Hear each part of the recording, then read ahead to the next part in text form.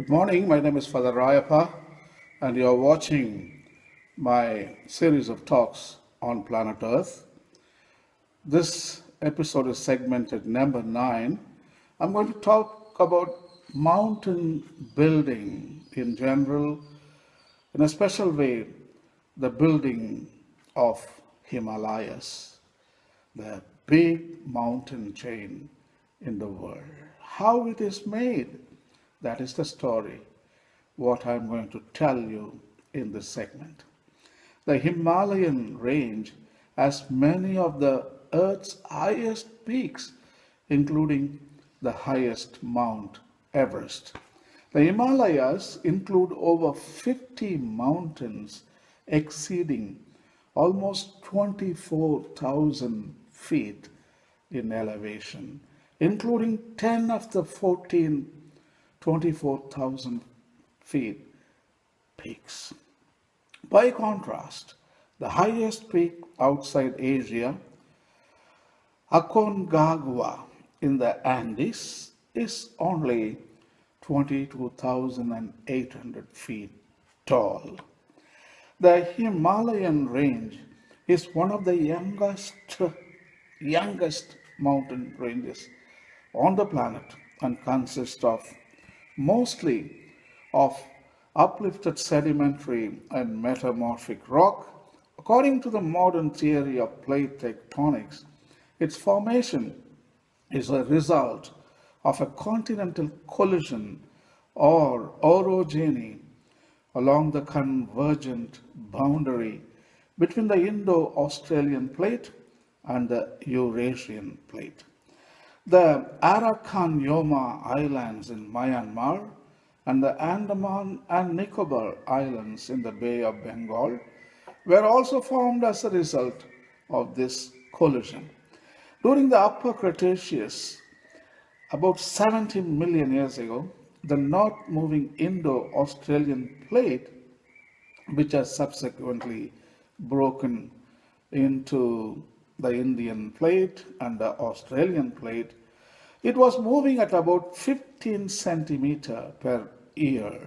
About 50 million years ago, this fast-moving Indo-Australian Plate had completely closed the Tethys Ocean, the existence of which has been determined by sedimentary rocks settled on the ocean floor and the volcanoes that fringed its edges. Since both plates were composed of low-density continental crust, they were thrust faulted and folded into mountain ranges rather than subducting into the mantle along an oceanic trench. An often cited fact used to illustrate this process is that the summit of Mount Everest is made of marine limestone from this ancient ocean. Today, the Indian plate continues to be driven horizontally at the Tibetan plateau, which forces the plateau to continue to move upwards. The Indian plate is still moving at 67 millimeter per year, and over the next 10 million years, it will travel about 1,500 kilometers into Asia.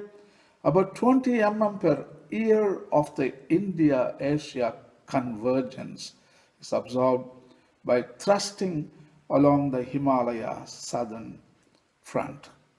This leads to the Himalayas rising by about 5 mm per year, making them geologically active. The movement of the Indian plate into the Asian plate also makes this region seismically active, leading to earthquakes from time to time. I got a beautiful video animation on mountain building, and especially the mountain building of Mount Everest and the Himalayan mountain chain. This animation video is excellent. Please watch it. Some 60 million years ago, after the supercontinent Pangaea broke apart, the subduction of the Indo-Australian Plate under the larger and heavier Eurasian Plate began. In the process, the Himalayas were formed by rising magma from the subducted plate, which caused the crust to thicken. Sediment and oceanic crust were carried over the Eurasian Plate. The Indian crust broke apart as a result of overwhelming effects of subduction. Further collisions of the plates led to an overlaying of sediment and the Indian crust. This process is ongoing. It is believed that the Himalayas will grow by another 5,000 meters over the next million years, although erosion will take its toll.